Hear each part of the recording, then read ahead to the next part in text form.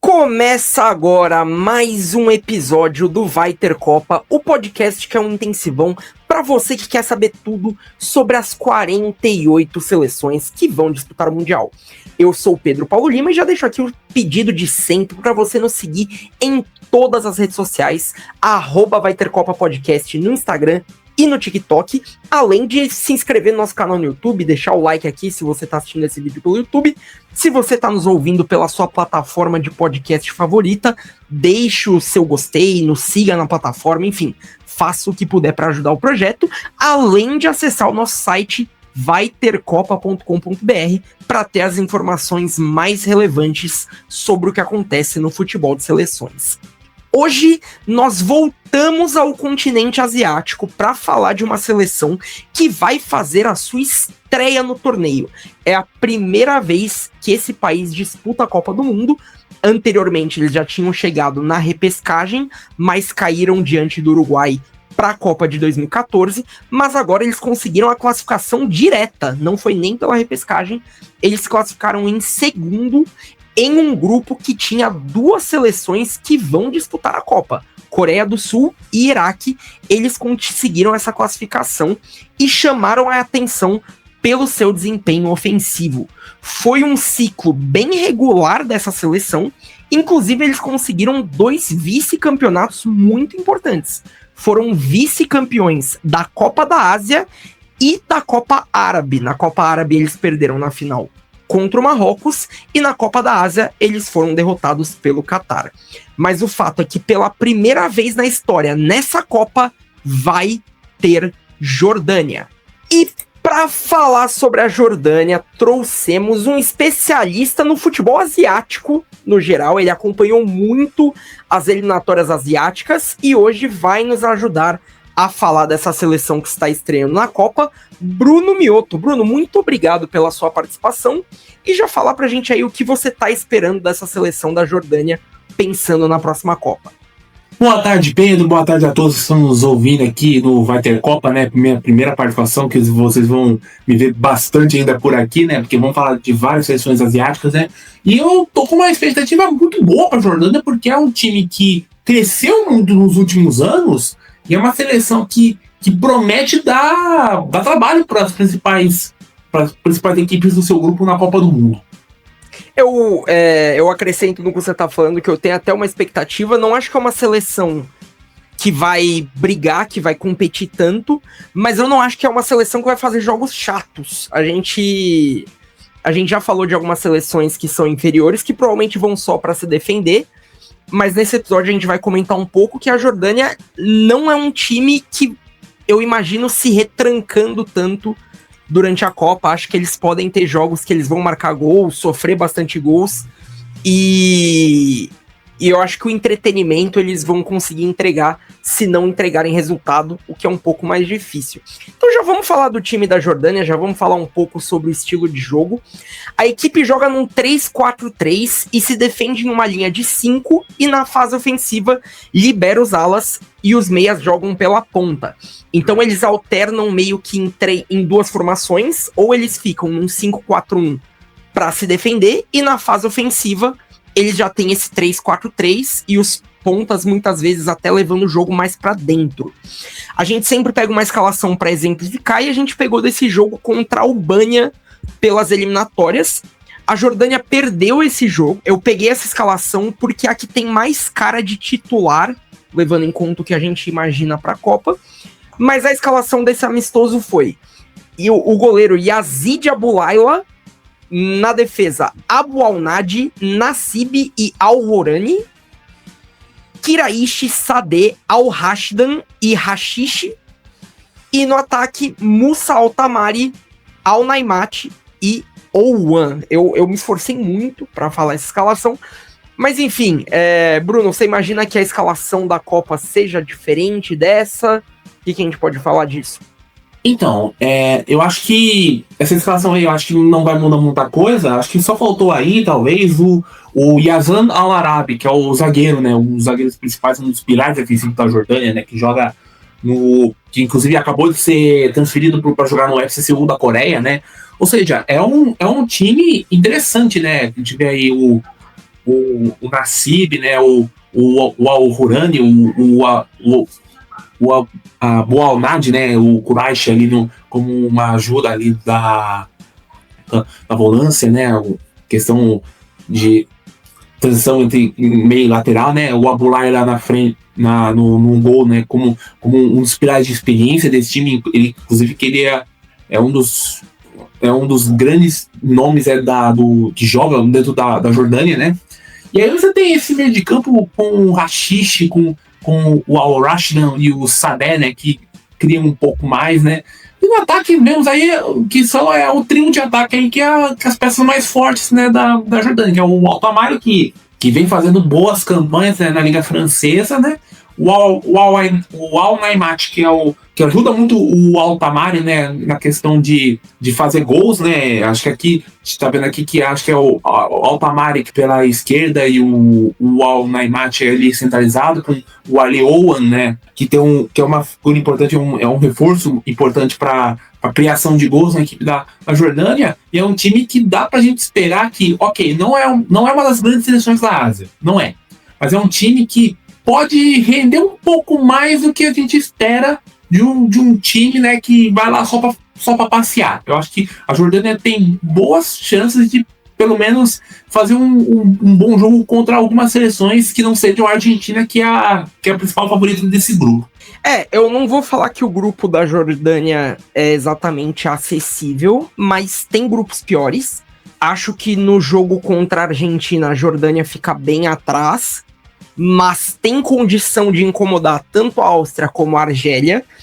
Você citou o Al-Arabi, ele realmente deve ser titular na Copa, ele é um dos zagueiros mais experientes do elenco, né? Já rodou bastante pelo futebol asiático e agora tá na Liga da Coreia, que não é a mais forte da Ásia, mas comparado com o resto do elenco, que joga tem muitos jogadores de mercados alternativos do futebol asiático, a Liga Coreana, dentro desses padrões, ainda é uma liga mais forte do que alguns jogadores atuam. Então o Al-Arabi, ele deve ser uma peça importante, ele inclusive foi capitão da seleção em diversos momentos durante o ciclo, mas o que eu destaco é a qualidade do ataque. Assim, acho que se a gente for eleger os melhores jogadores da Jordânia, a gente vai acabar falando do trio de ataque. O Tamari é o principal jogador, a gente vai falar mais dele daqui a pouco.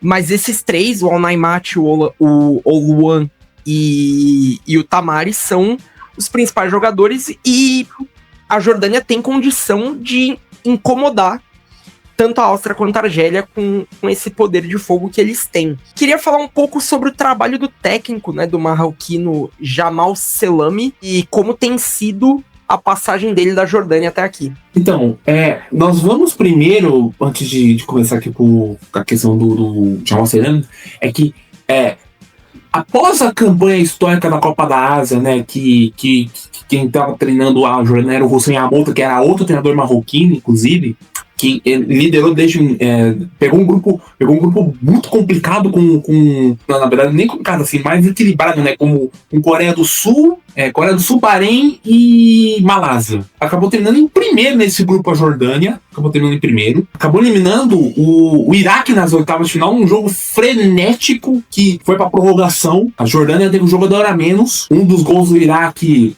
foi marcado pelo Ayman Hussein, que é o grande craque do Iraque. Foi uma provocação, né, com ele e os companheiros dele comendo como se fosse uma comida jordaniana, né, e isso acabou meio que dando um pique de Libertadores nesse jogo, né, mas aí a Jordânia passou na prorrogação, foi para as quartas de final, nós tivemos um duelo inacreditável contra o Tajiquistão. Foi um duelo sensacional, um dos melhores jogos que nós tivemos na Copa da Ásia. O Tajiquistão fez uma campanha espetacular. E a Jordânia acabou passando nos pênaltis. Aí na semifinal foi para mim talvez o melhor jogo da Jordânia, que foi contra, de novo, a Coreia do Sul. Que todo mundo esperava que a Coreia do Sul, que tinha eliminado a Arábia Saudita, a Austrália, ia conseguir passar para a Jordânia, mas a Jordânia surpreendeu ganhando de 2-0. Inclusive, uma atuação espetacular do Altamari. E chega na final contra Qatar, que era o anfitrião, né? Não sei o que aconteceu, que sim, muita gente fala de questão de arbitragem, mas na minha opinião, a Jordânia perdeu aquele jogo por 3 vacilos defensivos. Acabou, inclusive, um pênalti bobo, né, causado pela Jordânia, mas que, pelo que a gente esperava muito da Jordânia no início, foi uma grande Copa da Ásia da Jordânia, foi uma grande Copa da Ásia. E aí, depois desse vice-campeonato, o Hossein Amolta, ele sai da seleção, falaram muito que tinha muito problema familiar, problema particular dele. E aí vem o Jamal Celani, que ele vem para prosseguir o trabalho do Amolta. Ele foi um meio-campista como jogador, jogou principalmente no Raja Casablanca. E aí, quando ele passou a Casablanca, jogou a Copa do 98 para a seleção marroquina. E aí, quando ele vira treinador, quando ele assume a Jordânia, ele tem uma base de jogadores, não só tarimbados, como jovens também, vindo desse vice-campeonato da Copa da Ásia, que ele só continua o trabalho. E aí vai para um grupo nas eliminatórias com Coreia do Sul, Iraque, Oman, Palestina e Kuwait. Se você ver por esse grupo, são 5 times do Oriente Médio, mais a Coreia do Sul do lado. A Coreia do Sul foi a única que teve que trasladar para o Oriente Médio. E a Jordânia fez uma atuação muito boa em partidas como contra o próprio Iraque, conseguiu um empate contra a Coreia do Sul fora de casa, conseguiu um empate, no jogo contra a Coreia do Sul em casa acabou perdendo, mas vendeu muito caro o resultado. Os duelos contra Oman, Kuwait e Palestina acabou sendo uma equipe mais regular, acabou vencendo a maioria deles. Na última rodada, Jordânia e Iraque, que a Coreia do Sul já tinha definido sua vaga na penúltima rodada quando ganhou do Iraque fora de casa. Jordânia e Iraque varia uma vaga direto para a Copa do Mundo. A Jordânia, no caso, ela nem precisava, né, de uma vitória. Acabou empatando com o Iraque na última rodada, se não me falha a memória. Ainda contou o empate de Oman contra a Palestina, que foi um jogo lá que aconteceu de tudo, inclusive um pênalti bizarríssimo dado para Oman, que acabou prejudicando a Palestina, que tinha ainda a chance de classificação para a quarta fase das eliminatórias asiáticas. Só que a Jordânia, acho que a palavra para a gente falar da Jordânia nessa eliminatória é consistência. É um time que não era um dos melhores times do grupo. A Coreia do Sul e o Iraque eram mais time, só que a Jordânia soube ser regular e consistente nos momentos decisivos. E aí vem para essa Copa do Mundo com o trabalho do Jamal Celani, mantendo a base dessa consistência dessa base de jogadores jovens que vem fazendo um bom trabalho, né, recentemente. E eu espero que essa consistência continue na Copa do Mundo. Claro, o sarrafo na Copa do Mundo será muito maior, mas eu espero que a Jordânia aproveite ao máximo essa primeira Copa do Mundo para, quem sabe, ter uma base, continuar mantendo essa base para a Copa das 2027, que vai ser na Arábia Saudita, e quem sabe o Mundial de 2030. Sim, e complementando aqui o que você falou, só para completar a informação, na última rodada a Jordânia perde pro Iraque e a Palestina empata com o Oman. Essa foi a última rodada porque quando a Jordânia se classificou sem precisar jogar. Porque com a derrota do Iraque para a Coreia do Sul, a Jordânia já tinha ganhado de 3-0 de Oman, eu acho. Sim, ganhou de 3-0 no penúltimo jogo. Inclusive, você citou que a Coreia do Sul e o Iraque eram times superiores à Jordânia e a Jordânia se classificou direto. São 2 times que estarão na Copa do Mundo, né? O Iraque conseguiu a vaga depois na repescagem e a Coreia do Sul já tinha se classificado. Então, são 2 seleções que estarão na Copa e que a Jordânia acabou levando a melhor na fase de grupos. Então, vamos falar um pouco sobre o elenco da Jordânia, começando com um jogador que foi o principal jogador da Jordânia, principalmente durante a Copa Árabe, quando eles foram vice-campeões. Estou falando de Ali Ouan, de 26 anos, atacante do Al Sailiya, que é um time do Kuwait, né? Uhum. Que eles disputam... Sim, que é um time do Kuwait. Pela seleção, ele tem 57 jogos, marcou 27 gols e deu 4 assistências, uma média de 140 minutos para participar de gol. Como eu falei, ele entrega basicamente um gol a cada 2 jogos. E na Copa Árabe, quando a Jordânia fez a campanha de chegar na final e perder para o Marrocos, ele marcou 6 gols em 6 jogos. A última vitória da Jordânia nas eliminatórias, que foi essa vitória por 3-0 contra o Oman, ele marcou os 3 gols. Então, assim, se a gente falar o principal jogador da Jordânia, sem dúvida a gente vai falar do Tamari, mas nos momentos em que ele não esteve à disposição durante o ciclo, quem assumiu a responsabilidade e foi o principal jogador do time foi o Owan. Foi o Owan e ele, como camisa 9, né, ele mostrou como um atacante, né? Quem sabe se posicionar bem, ele sabe fazer gol, ele tem uma noção de inteligência, de instinto muito boa. Como o Altamari é o principal craque, fica um pouco os holofotes, um pouco pegados para ele, e a gente esquece um pouco do ataque, né? Mas o Owan é um baita jogador, um cara que soube ser eficiente nas eliminatórias junto com o Al-Naimati, que é o outro grande jogador, né? E eu espero que essa seja a chance do Ali Owan de aproveitar esse Mundial para conseguir subir um pouco na carreira, né? Porque tá no outsider do Kuwait, não pode ir talvez para um time do Qatar, dos Emirados Árabes ou da própria Arábia Saudita com isso. É a questão da vitrine. É a questão da vitrine. Eu acho que será muito importante pro Ali Owan se firmar como o principal referente de ataque da seleção jordaniana junto com o Altamari. E o que eu acho importante, o que eu acho interessante da gente ressaltar é da movimentação desse trio de ataque, que eles se entendem muito bem entre si e eles não guardam tanto assim a posição, porque o Owan, ele é um atacante mais de área, ele é mais um centroavante, só que ele parte da ponta esquerda com o Al-Naimati no meio, mas eles estão o tempo todo se movimentando e trocando de posições.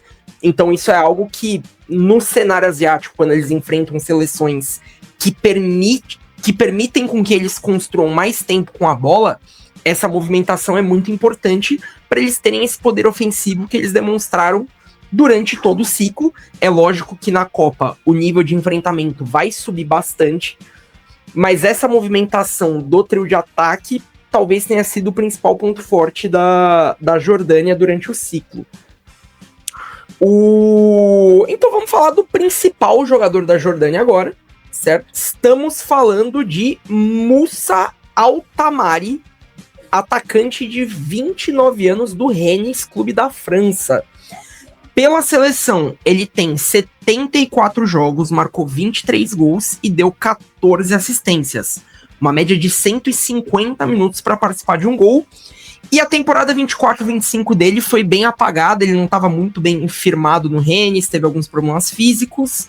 Então foram só 27 jogos, 3 gols e 1 assistência, mas na temporada 25-26, a gente sempre pega o recorte de temporada completa. Mas nessa última temporada antes da Copa, ele já tem desempenhado bem melhor, já tem sido uma peça muito mais importante no clube francês.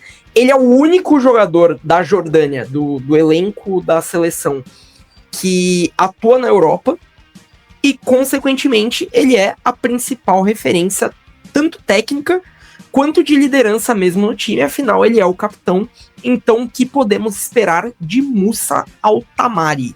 Primeiro de tudo, a gente tem que lembrar que o Altamari tá jogando seu segundo clube na França, porque ele já jogou no Montpellier. Essa fase dele, que ele não jogou muito, se deve muito também ao Rennes estar num problema muito grave, né, de gestão. Até inclusive nós tivemos recentemente o Jorge Sampaoli treinando lá. Nós tivemos outro nome que eu também lembro, asiático, que jogou que não conseguiu render nada no Rennes, foi o Furuhashi, que desde que saiu do Celtic que nunca mais foi o mesmo, nem para a convocação de seleção japonesa. Mas o Altamari é um jogador interessante, velho, porque é um cara que tem uma capacidade de inteligência muito boa, ele tem uma objetividade forte, é um cara que vai para cima, é um cara que tenta riscar as linhas, tenta romper as linhas adversárias, e é um cara que comanda não só esse time da Jordânia, mas comanda todo o repertório ofensivo da Jordânia. Ou seja, dá pra gente esperar que o Altamari seja o grande criador, armador de jogadas nesse time. E eu espero que na Copa do Mundo o Altamari ele seja o principal jogador da Jordânia. Ele já é, mas eu espero que ele seja mais ainda na Copa do Mundo, E motivos para isso, ele tem de sobra. E ele tem números muito bons de participação em gol na Jordânia. Ele é um ponta com 23 gols e 14 assistências, então você vê que ele participa muito das jogadas de gol, e são números bem expressivos, ainda mais se a gente considerar o nível de expectativa de cada seleção. A gente já vai chegar nessa discussão, mas o fato dele estar jogando na França já é um diferencial grande dele, pensando na Copa do Mundo e em relação aos outros jogadores. Então, só dar um detalhe disso de jogo na França, não é fácil para um jogador de um país muçulmano. Eu não digo nem da questão dos africanos, é mais do pessoal do Oriente Médio. Adaptação. E tem um exemplo, nós vamos falar.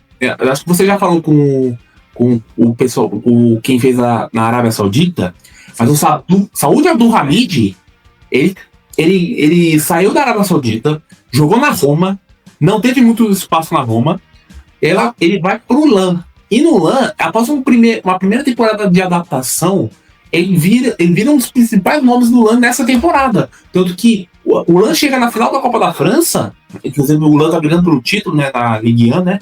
E tá na final da Copa da França. No último jogo, o Saud Abdulhamid deu uma assistência pro gol que classificou o LAN para a final da Copa da França. Ou seja, muito disso o principal problema dos jogadores do Oriente Médio quando vão para a Europa é a adaptação. E você ir para um país que você não está acostumado, que por mais que tenha a parte... a França tem hoje vários muçulmanos, ainda assim um choque cultural muito grande ainda. Você demora um pouco para assimilar tudo, mas quando você assimila, então, jogadores como o Altamar e o próprio Abdulhamid, como eu falei, eles podem render mais, eles têm essa capacidade para render mais em ligas maiores. Só que basta também os clubes europeus enxergarem esse potencial. E aí dá pra gente ver como o Altamar ele já tá no seu segundo clube na França. Ou seja, ele conseguiu uma adaptação muito boa na Ligue 1 e que dá a cogitação de ser não só um dos principais jogadores da Jordânia, mas ser um dos principais jogadores das seleções do Oriente Médio para essa Copa do Mundo. E esse ponto a gente falou sobre isso no episódio da Arábia Saudita aqui com o Henrique Veiga, ele comentou bastante, na hora de explicar o porquê que a maioria dos jogadores, que todos os jogadores da Arábia Saudita praticamente jogam no futebol local. E ele falou bastante dessa questão da adaptação.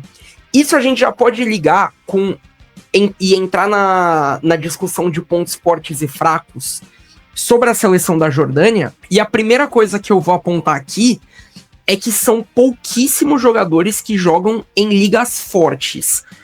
O Tamar é o único jogador que joga em uma das 5 principais ligas da Europa. Tem vários jogadores como eu já citei, de mercados alternativos, até mesmo dentro do Oriente Médio.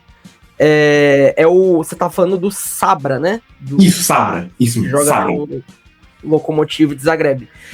Mas a maioria dos jogadores jogam em mercados alternativos mesmo dentro da Ásia. Então, por exemplo, você tem o campeonato saudita, que é mais forte, o campeonato japonês, que é mais forte, mas não vem daí os jogadores da Jordânia.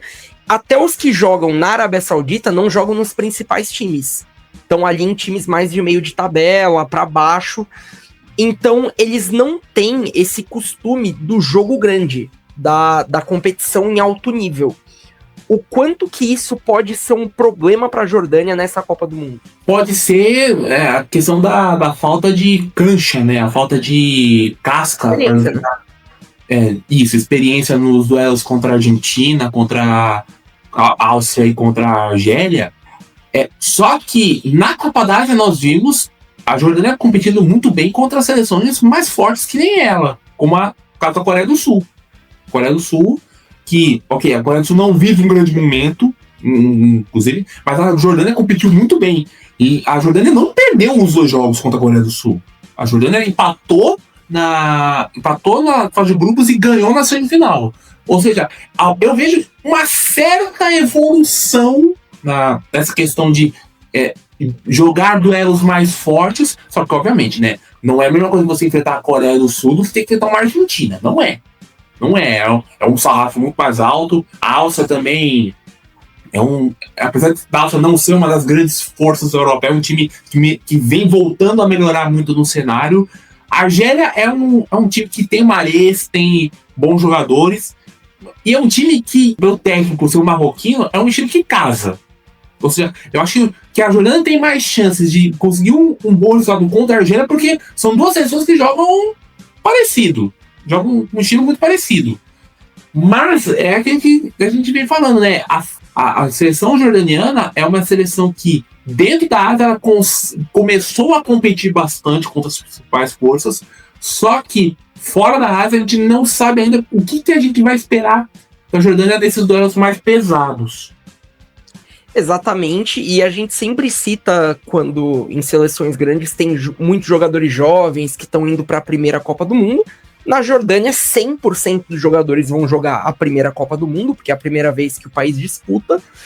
E diferente da Argélia e da Áustria, que podem não ter elencos tão qualificados assim como outras seleções da Copa, mas tem muitos jogadores que estão constantemente jogando em alto nível na Europa, muitos inclusive que são vencedores.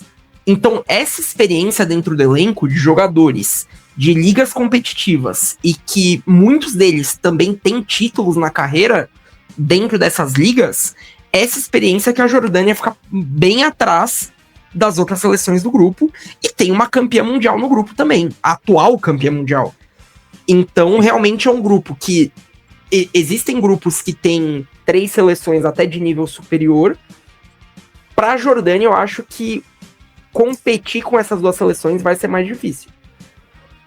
Vai ser mais difícil, e inclusive, se não me falar a memória, se a gente pegar um duelo oficial mesmo, não vamos contar o amistoso, o único duelo forte que a Jordânia fez contra um time que não é da Ásia foi aquela repescagem de 2014 contra o Uruguai.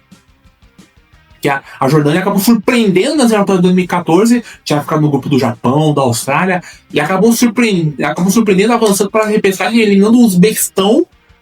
Os Uzbequistão, tanto de chance que a gente tiveram para ir para a Copa do Mundo, né? A Jordânia eliminou o Uzbequistão dentro do Uzbequistão, nos pênaltis, com talvez o melhor time que a Jordânia teve em anos, porque assim, esse time da Jordânia é muito bom pro nível asiático, só que antes, a Jordânia tem uma geração que era até melhor, com a Merchafi, com a Bani Yassin, a Hateb, entre outros, entre o meio da década de 2000 e o meio da década de 2010. Ali foi talvez a melhor geração jordaniana da história, que agora pode ser ultrapassada por essa. Pode ser ultrapassada. Só que e aí, na repescagem, o Uruguai passou tranquilamente, 5-0 na ida, e depois só segurou um empate, uma vitória simples em Montevidéu. Só que, só para eu dar o destaque, né, de que a Jordânia é um time que vai ir para uma Copa do Mundo só tendo enfrentado um time grande fora da Ásia e um jogo oficial que não seja aleatório asiático, que foi a repescagem contra o Uruguai. Ou seja, é um mundo novo para a Jordânia. Você vai enfrentar uma Argentina que é a atual campeã do mundo, que por mais que não venha, a gente tá vendo que a Argentina não tá daquele jeito que espera ver de uma campeã do mundo, mas é um time... Graças a Deus. Mas é um time competitivo, é um time que vai brigar forte, né? Você tem a Áustria, que tá voltando, né, com o Alaba, com o Sabitzer, com outros nomes também, e a Argélia, como eu falei, tem o Mahrez, tem outros nomes, é um time que casa muito bem com o estilo da Jordânia. Ou seja, a Jordânia vem para a Copa do Mundo com a questão de que ela precisa dessa experiência para seguir evoluindo. Quem sabe, para uma Copa da Ásia 2027 chegar mais forte, para uma repescagem, para uma eliminatória 2030. Ou seja, vai ser um grande aprendizado para a Jordânia essa primeira Copa do Mundo, enfrentando seleções de outros continentes que te dá essa sensação de que você pode melhorar enfrentando elas. Principalmente numa Copa do Mundo. E dá para afirmar sem sem nenhuma dúvida que esse Jordânia e Argentina é o maior jogo da história da Jordânia, sem nenhum... E vai ser o jogo da última rodada, inclusive. Sim, na hora da projeção a gente fala um pouco mais disso, mas só para fechar essa discussão de pontos fortes e fracos, como eu já citei, eu acredito que o principal ponto forte da Jordânia durante esse ciclo foi a produção ofensiva e a qualidade desse trio de ataque, né, com Ouan, Al-Naimati e o Tamari, porque foi uma seleção que marcou gols na maioria dos jogos, inclusive nos jogos que perderam, né, na data FIFA de março. Eles fizeram 2 amistosos contra a Nigéria e Costa Rica, foram 2 empates, mas 2 empates por 2-2. E aí você pega a final da Copa da Copa Árabe, eles perderam pro Marrocos por 3-2. Então, assim, eles estão sempre marcando gol, mesmo quando eles perdem. Então, acho que a principal arma que eles têm é o trio de ataque. Que é o trio de ataque, e como você lembrou, a Jordânia, acho que foi uma das poucas seleções da eliminatória que não ficou um jogo sequer sem tomar gol. Não, sem fazer gol. Sem fazer gol. Ou seja, é um time que baseia muito numa criação ofensiva, é um time que tem boas peças ofensivas para criar e ter o máximo de produção, né, para fazer esses gols. Ou seja, eu acho que a certeza é que eu acho que a Jordânia, acho que por mais a Jordânia pode até perder os 3 jogos, mas ela não vai ficar um jogo sem fazer pelo menos um gol em cada partida. É possível. Ainda mais com a Argentina muitas vezes dando espaço. Nas eliminatórias eles marcaram 16 gols em 10 jogos, então a média de 1,6 gol por jogo, então a média alta. E eu acredito que, pensando na possibilidade, que a gente já vai falar disso, mas pensando na possibilidade da Jordânia sonhar com a classificação em terceiro, o saldo de gols é algo que pode fazer muita diferença nesse caso, e até no empate de saldo de gols, o número de gols marcados. Então isso é algo que pode contribuir muito com a seleção da Jordânia. Então vamos a essa parte, a parte mais aguardada do podcast. Vamos para a projeção até onde a Jordânia pode chegar nessa Copa. Grupos na tela, a Jordânia está no grupo J, junto com Argentina, Argélia e Áustria. Você acha... E aí vamos aos cenários aqui. Caso a Jordânia se classifique em primeiro, pega o segundo colocado do grupo H, que eu acho bem difícil. Se classificar em segundo, o que eu também acho difícil, pega o primeiro colocado do grupo H, e aí deve ficar entre Espanha e Uruguai. E caso se classifique em terceiro, vai pegar um primeiro colocado. E aí tem 5 opções. Esse formato da Copa ele é meio ingrato nesse sentido. Mas pode ser do grupo B, do grupo D, do grupo G, do grupo K ou do grupo N. Como você imagina que vai ser a fase de grupos da Jordânia, Bruno? Então, eu acho que a Jordânia não vai brigar pelo primeiro e segundo lugar. Acho que não, acho muito difícil, até porque se tivesse que brigar pelo primeiro lugar, teria que enfrentar a Argentina logo, mas vai ser na última rodada, por onde a Argentina vai estar classificada, vai estar em primeiro, acho que muito difícil. Agora, a Jordânia, os jogos da Jordânia são contra a Argélia e a Áustria, e eu vejo aqui uma chance de pelo menos a Jordânia brigar com a Argélia pela terceira vaga. Eu acho que a Áustria é mais time que a Argélia, mas eu vejo a Jordânia com chance de buscar um terceiro lugar ali para ficar muito bom para ela. E aí pegar um primeiro lugar depende muito de qual grupo, né? Porque temos aí esses duelos, né? Mas eu acho que só de passar em terceiro lugar, ou de ao menos jogar uma Copa do Mundo, já é ótimo para a Jordânia para mostrar o desenvolvimento do seu futebol. Ou seja, dá pra gente esperar talvez a Jordânia buscando ali um duelo contra um primeiro colocado de um grupo como terceiro. E eu espero que a Jordânia mostre o seu papel nessa Copa do Mundo.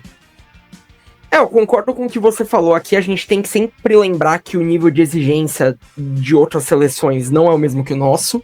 Então, só de disputar a Copa do Mundo para eles já é uma grande vitória, independente do resultado. A eliminação na fase de grupos, eu acredito que é até esperada na Jordânia. Eu vejo uma chance. Eu acho que a Jordânia até deu sorte de pegar a Argentina por último. Porque vai pegar uma Argentina muito provavelmente classificada, rodando elenco, poupando jogadores. E, enfim, nesse cenário, é possível que consiga arrancar um ponto da Argentina, nesse cenário, ainda mais porque tem um ataque que pode fazer gols e tal. E aí você pode sonhar com uma vitória em um jogo contra a Argélia ou contra a Áustria. Acho que tanto a Áustria quanto a Argélia são mais time do que a Jordânia, tem mais opções de elenco, tem mais qualidade, mas a possibilidade de sonhar com o terceiro colocado, ela existe. E aqui, se você pegar o primeiro colocado do grupo B ou do grupo D, que aí pode ser Suíça, eu boto muita fé no meu Canadá, mas enfim, já vamos considerar essas duas, Turquia ou Estados Unidos, ou Paraguai, enfim. São jogos que até dá para competir, mas ainda acho que são seleções superiores à Jordânia. Vejo uma possibilidade da classificação em terceiro colocado, mas a minha projeção para a Jordânia é fase de grupos. É um grupo até que permite sonhar, mas para mim a seleção cai na primeira fase.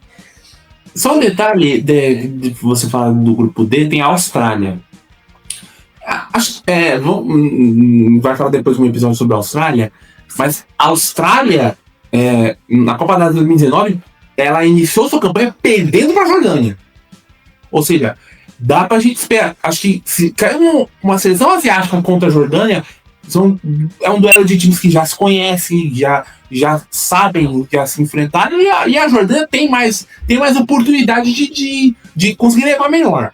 Mas, é o que você falou, a chance da Jordânia de conseguir algo acima de um terceiro lugar é muito pequena. Muito pequena. Eu acho que a Jordânia vai mesmo brigar por um terceiro lugar e aí seja o que Deus quiser para conseguir a classificação